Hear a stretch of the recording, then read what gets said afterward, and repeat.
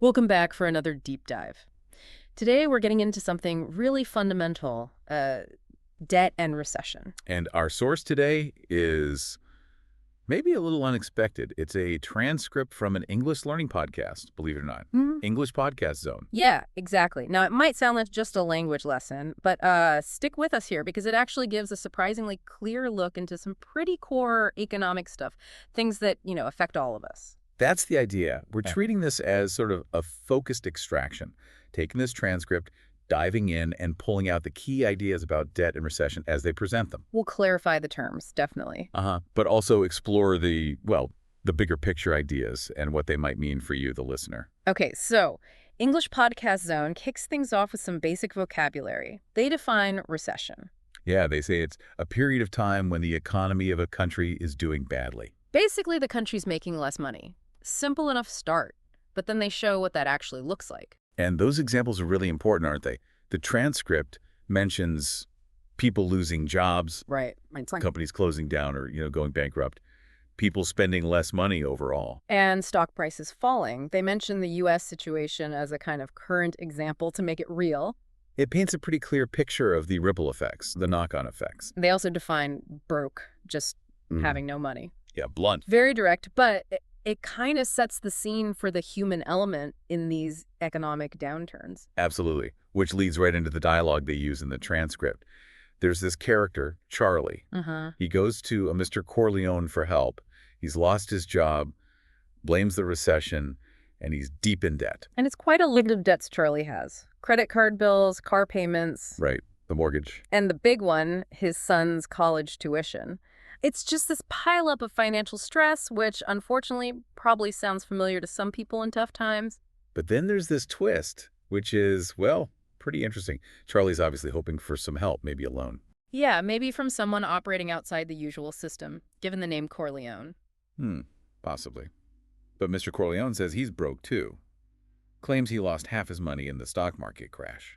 Caused by the same recession hitting Charlie. Exactly. It's quite a turn. It sort of underlines how widespread these things can be, right? You might think some people are protected, but... But major economic shifts can hit almost anyone, unexpectedly sometimes. So, from that story, the podcast then zooms in on some specific language points.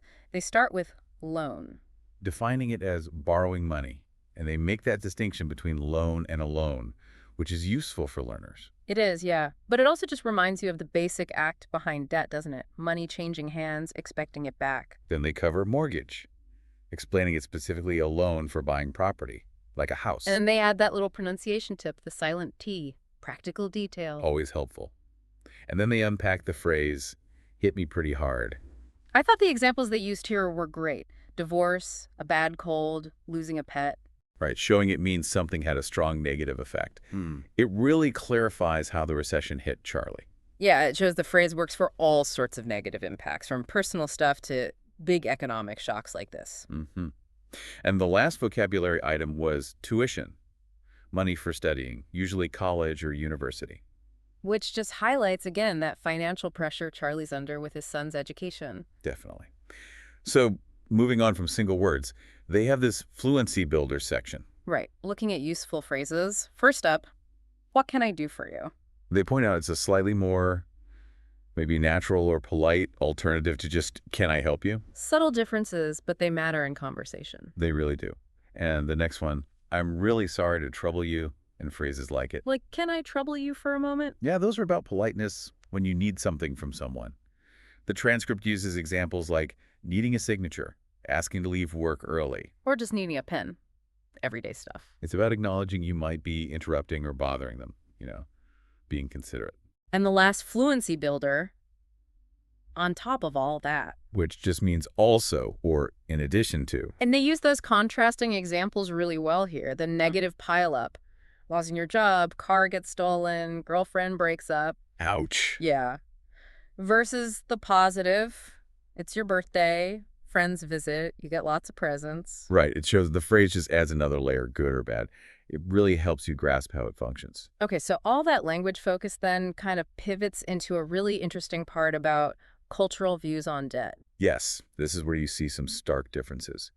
They contrast North America using Canada specifically, where having a credit history which means taking on debt and paying it back, is often seen as, well, almost necessary. Necessary for big things like getting a mortgage or a car loan, right? Exactly. They even mentioned banks giving credit cards to university students to sort of get them started on building that history. It's like an early introduction to the whole credit system, almost a requirement to fully participate financially in a way. But then they contrast that sharply with a European perspective, using Switzerland as the example. Where debt is viewed much more negatively, generally speaking. Definitely.